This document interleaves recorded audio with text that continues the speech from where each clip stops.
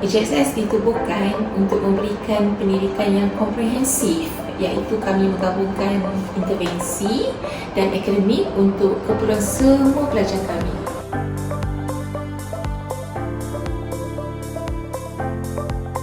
Harapan saya agar EJSS menjadi tempat untuk memberi sokongan kepada ibu bapa dalam mendapatkan pendidikan yang sempurna dan melahirkan pelajar yang berdikari.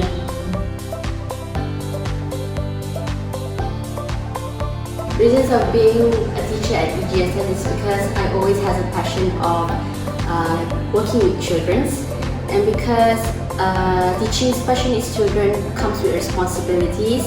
I always feel proud and happy whenever I could see their progress and achievements.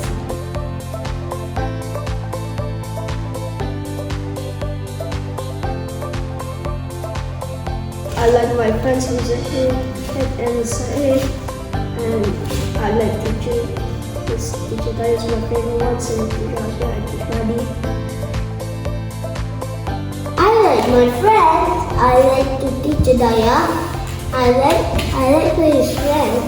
I learn on the school.